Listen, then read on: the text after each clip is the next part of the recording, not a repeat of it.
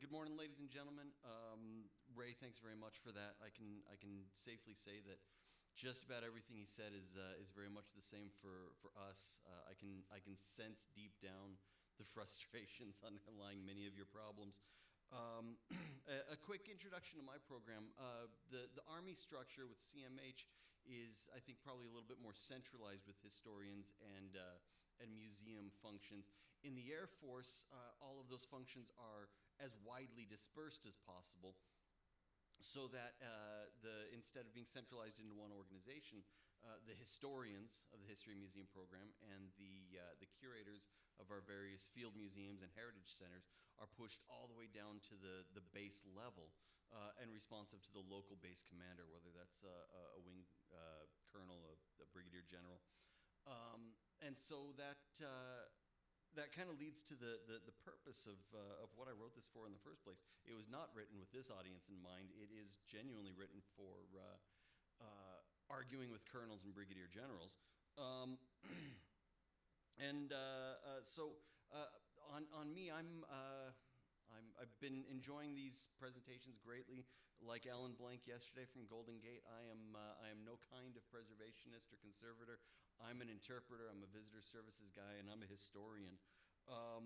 And so when I say very broad things about static display aircraft, I don't speak from a conservator's perspective. And as I sent this presentation up for review, that drew a very sharp rebuke from one of the reviewing agencies, asking whether I was an expert on static displays and whether I was qualified to say things like putting them outdoors on display is not as good for them as having them indoors on display. I didn't think that was a controversial statement to make at all, but they felt very strongly about it. Which leads me to my disclaimer that the views presented in this paper are the authors.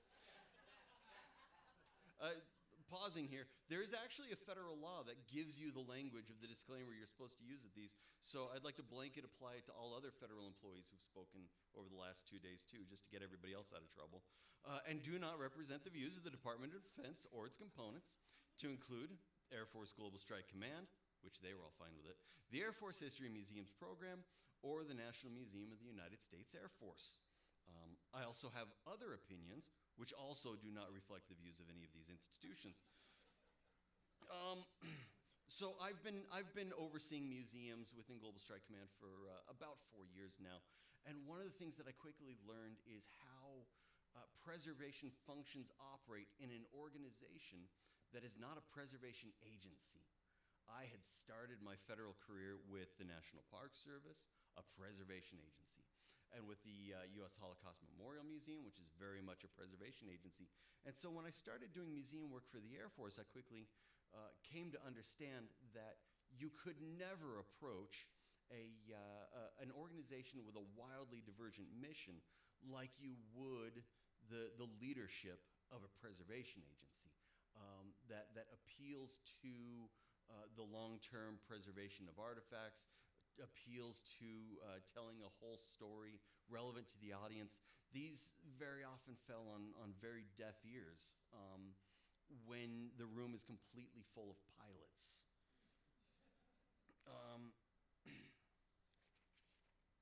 So humans have decorated with weapons for millennia, and retired and captured cannons have been a feature of American landscapes since at least the Civil War. But military aircraft could not be practically put on outdoor static display until the introduction of all-metal aircraft in the mid-1930s. Since the massive demobilization after World War II, aircraft static displays have proliferated in municipal spaces, at veterans facilities, and especially, from my context, on military installations. The installation and maintenance costs of outdoor static displays are very high, but they're not difficult to understand and project. Less well understood are the various benefits that come from outdoor display of aircraft. But for policymakers to allocate enough resources to maintain these aircraft, heritage professionals need to be able to clearly articulate their benefits. So how can heritage professionals and displaying organizations understand and calculate the benefits of static display aircraft? And you could extend this argument to any other kind of macro artifact whether it's a tank or a ship in Mobile Bay. Static display aircraft fulfill interpretive and landscape architectural roles and serve both casual and deliberate audiences. They can also be understood like a kind of public art, or at least fulfilling roles similar to public art. And their effects can be measured in ways that are similar to public art installations. Their positive effects can be counteracted, though, by poor placement and, in some cases, museum fatigue. So to connect with the story of the Civil War, you need only to walk the fields and hills of Gettysburg or Vicksburg. In the Ardennes Forest or at Omaha Beach, it's easy to detect the lingering sense of the Second World War. But for war at sea and in the air, there are no battlefields to walk. And I think this is why people have taken pains to preserve museum ships and static display aircraft despite the significant costs of that largest category of macro artifacts. There aren't many categories of macro artifacts, and most of them are vehicles: ships, aircraft, spacecraft, ground vehicles. Anyone involved in interpreting these items knows that behind every vehicle are hundreds or thousands of human stories. Often these stories have no other material touch point besides a preserved ship or plane. These stories, powerful but often unexamined and undefined, exert an irresistible pull on some audiences. In the United States, it has long been customary for Air Force bases to hold a few retired planes back from the scrap heap and put them on display in convenient outdoor spots, sometimes scattered on street corners and grassy spaces, other times organized into outdoor air parks. When money and manpower were abundant back in the Cold War, there was nothing to discourage this kind of institutional collecting. As the decades have passed, money has grown tight, manpower tighter still. In the 21st century, bases sometimes struggle to find the resources to care for these aging planes. But the desire to preserve the artifacts and to represent their stories still influences airmen at all levels, at a very instinctive level. This same practice appears, and I think for the same reasons, in municipal settings and at veterans facilities. In many towns, large and even very small towns, you can often find a fighter plane, a tank, or an artillery piece placed on display out in front of the American Legion or the VFW hall in a city park. When it features a plane, the display will generally include one small airplane, occasionally two, often a 1950s era model fighter jet or trainer. The opportunities and the resource challenges for the American Legion post mirror those of an Air Force base, only on a smaller scale. So a few years ago, I dropped in on the Air Force base where I started my career. The base, this is not it, incidentally. The base has a very attractive and very well-proportioned air park, which I oversaw in my time, and I helped it to grow a little bit. We added a C-47, one other great plane, and so I ate lunch with my colleagues who were there at the time. And one of them told me the story about the organizational resistance that he had gone through trying to get the air park's latest addition, which was a fairly rare type of helicopter. And so as I sat there, I was sympathizing with the organizational battles and thinking about what he went through to convince different stakeholders to get on board. But secretly, I'll tell you, but I didn't tell him, I disagreed with his project. In my opinion, his helicopter wasn't a good addition to that air park. Institutionally, the way the Air Force would see it, well, it was minimally relevant to the theme, good enough. The planes in the air park were well maintained, so we had no beef with them on condition grounds. And by Air Force standards, the informational plaques were adequate. So why would I oppose another static display? And that's what led me to start to think about how to develop an overall cost-benefit model for air parks. So the cost side of the equation is simple enough. Installation costs are fixed and finite. There's transportation, worldwide aircraft recovery. I can't recommend them highly enough. Site preparation, research, restoration, and installation. Recurring costs like landscaping, corrosion control, very expensive. Animal control, structural maintenance, security, interpretive materials, and even real estate opportunity cost can be measured and estimated on an annualized basis. A few air parks are staffed or share staffing with an interpretive center, bear a dedicated manpower cost. The benefit side of an air park is much harder to calculate. While the costs are primarily financial, the benefits manifest in psychological, emotional, and community responses. This analysis identifies areas that need measurement and identifies assumptions and provides general guidelines for estimating effectiveness based on those assumptions. Audience research could quantify many of the social variables identified in this presentation. However, this analysis does not address the intrinsic benefits of preservation. And this is where I would like to argue, if I were allowed to, that putting a plane on permanent outdoor static display ultimately is going to be very deleterious to the long-term preservation of that. Now I know that in the Army they would call that kind of plane a flower pot, that its long-term preservation is not a great concern with it so much as its decorative value. The Air Force and its partner institutions like the Smithsonian Civilian Museums are responsible to preserve a critical mass of historic aircraft as specimens. Cost-benefit analysis of macro artifact preservation is a separate and difficult topic. So air park cost-benefit analysis begins with a typology of air park audience contacts. The types and balance of contacts will depend on the setting, but air park contacts can be categorized as casual and deliberate.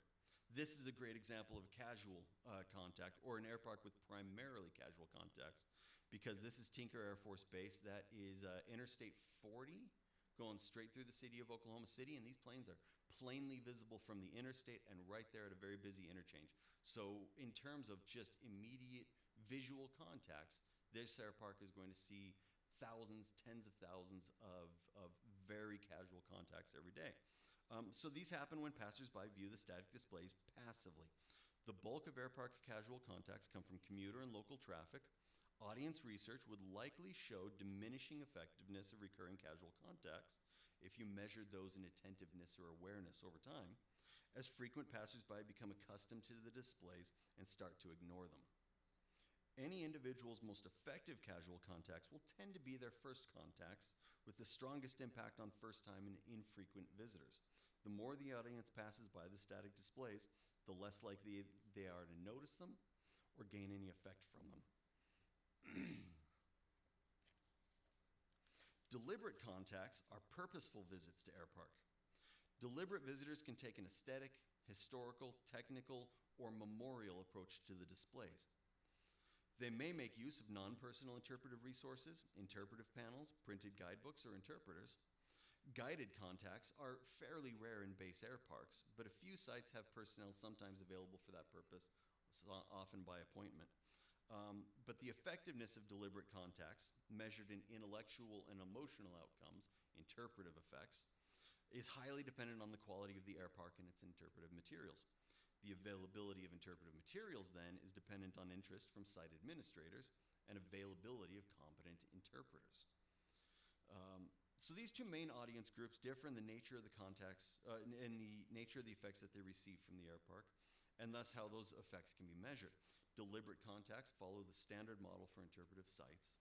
Casual contacts are more heavily influenced by the air park's aesthetic appeal as an element of a specific landscape. So the landscape architecture function of the air park. A cost-benefit analysis would need to inquire into the rate of return over time. Standalone air parks of any size are most often set up to be visible to passing vehicle traffic. Most air parks' visitation will consist primarily of frequent commuters and local traffic. It would be reasonable to predict that the effect of a static display or display group on an individual casual passerby decreases over time. But an air park or individual static display aircraft should not be understood solely as an individual exhibit artifact. Static displays contribute to an architectural and landscape architectural environment. On an Air Force base, they are one of the elements, and probably the key element, that can communicate a location's sense of being a military base. Other common contributing architectural elements include symbolic and practical defensive fortifications, barracks, parade grounds, garrison flagpoles, distinctive signage, formal administrative architecture. A military organization has an interest in emphasizing these elements in the more formal administrative areas of a base, has little need of them in the base's working areas where military equipment and military activity is ubiquitous. An old fighter plane or tank parked in front of American Legion Hall has the same effect on a smaller scale, to identify a space as being distinctively military. So in a case like that, its immediate direct interpretive value may be limited, and that's okay. This is probably at its most relevant on an Air Force base, because most Air Force bases were really built up during the early Cold War period at a time when architectural ornament was drawn to its bare minimum. Buildings are rectangular, cinder block, very utilitarian, and without any of the kind of high concept, high architecture styling that you might have found before World War II. So those airplanes carry a very significant importance for making the space feel military. So taken as a whole, the landscape architectural effect of an air park, in conjunction with other architectural elements, establishes a minimum baseline of effectiveness, counteracting commuters' tendency to stop noticing air parks.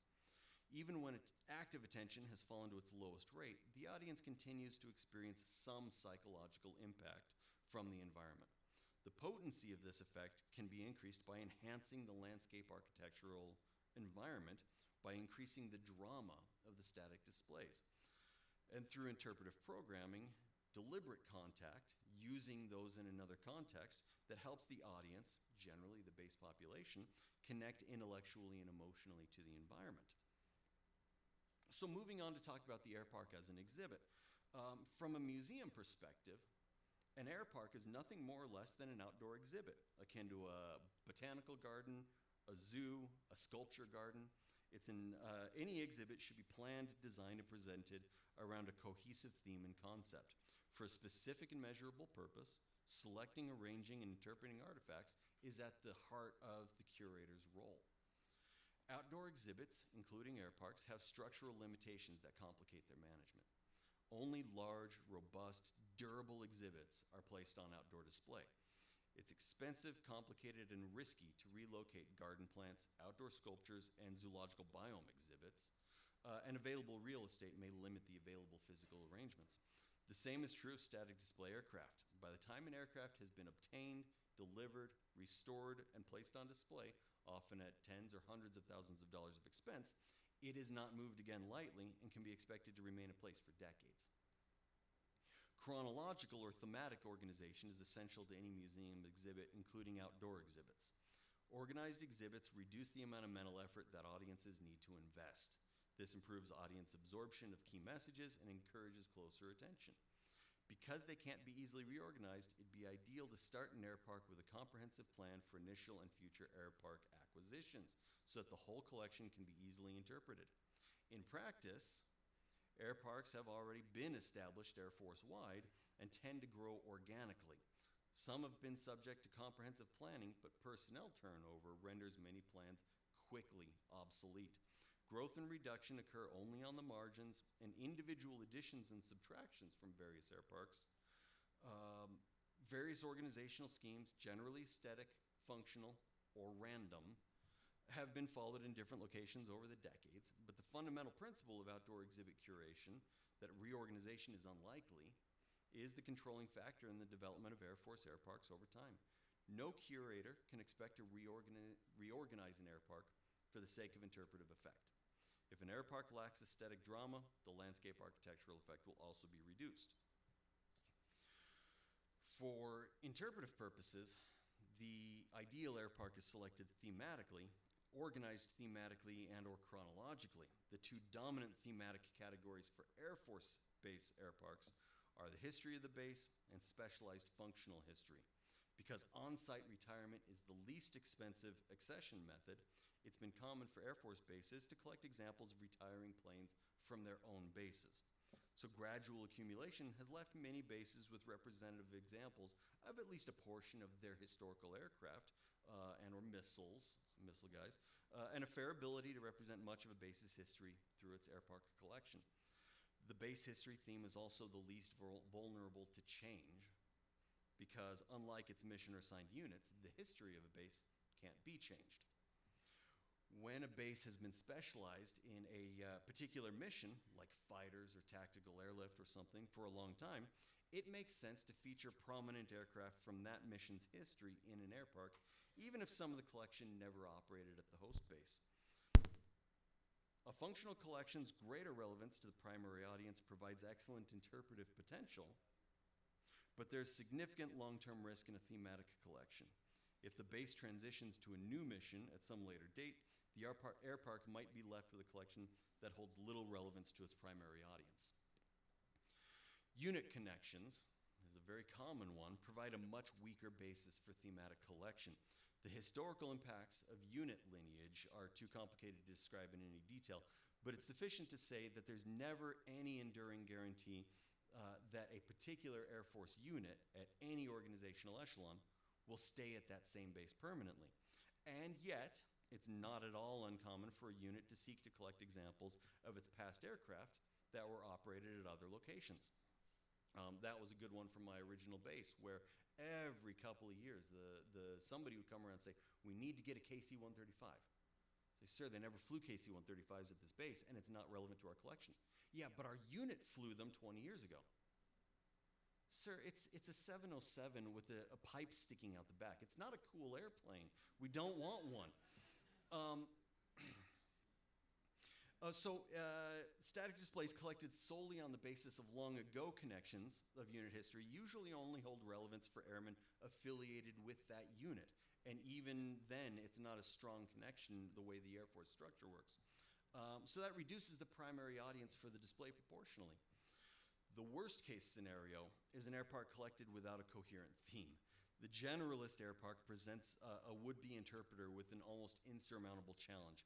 Whether guided, facilitated by interpretive panels, or a guidebook, an interpretive program needs some kind of narrative arc.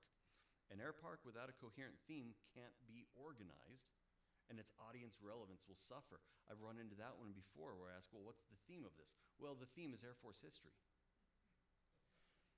Can we narrow that down?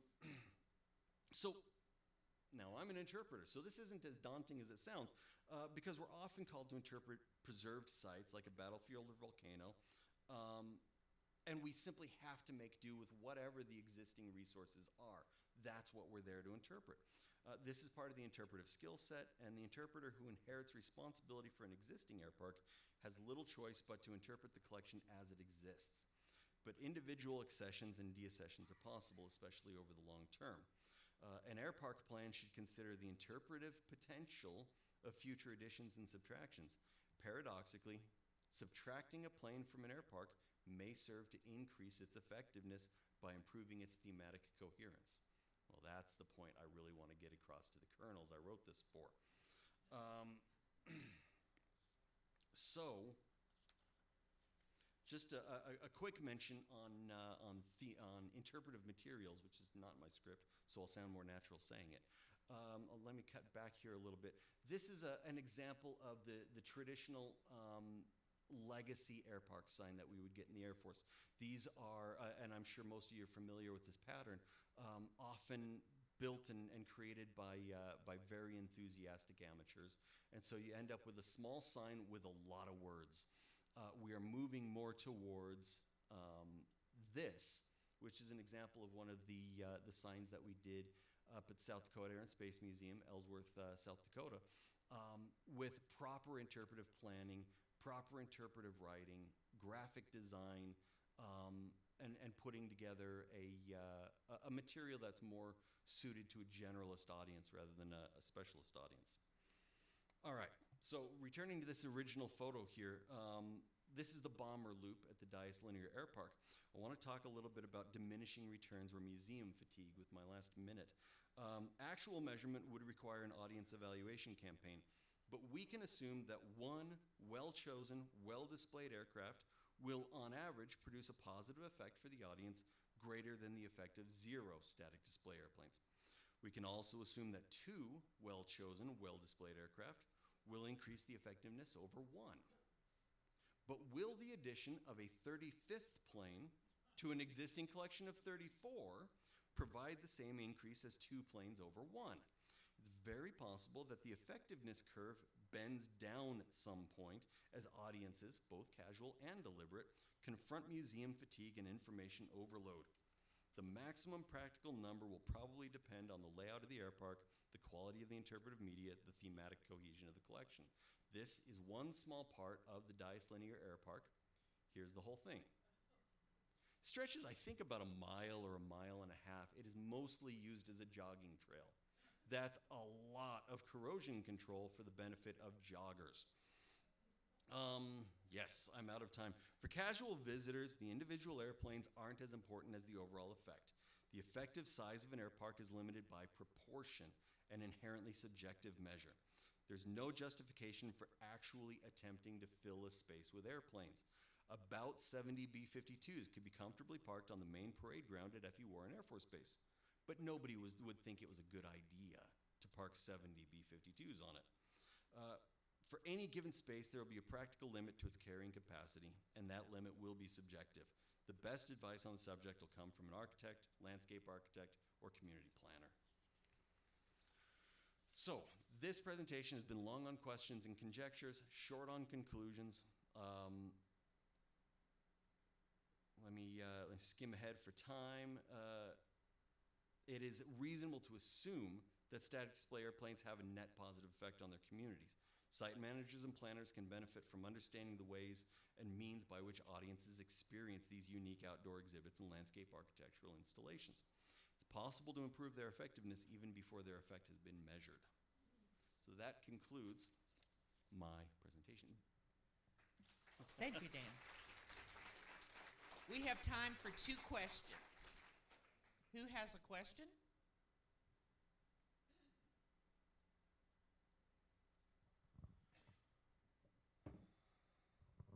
So you started by saying that you originally prepared this for leadership. So what has been the response? I haven't presented it to any leadership yet. I finished it quickly for this symposium. The part of the goal here is to be able to express to base leadership that they approach preservation very instinctively. And I can think of a recent commander that I worked with who loved heritage and he loved airplanes and he just wanted to stick them everywhere. I say, sir, your instinct isn't wrong, but there are good ways and bad ways to do this. And getting him to understand that, step back long enough to take advice from his advisors, that was a challenge with him. It was a huge challenge with him particularly because he had 4 stars on his shoulder and you can't tell them what to do. But that's kind of what I'm working towards, is that ability to get them thinking that there are, in fact, an Air Force officer understands the idea of effects-based operations. What's the effect that we're trying to achieve? And then let's work backwards to how are we going to achieve it. So once you can put it in their terms that way, you start to get a little bit more attention. I don't know if it'll ever work in the end, though. I'll ask you super quickly. Yeah. I view what you showed up here. You talked a lot about landscape architecture.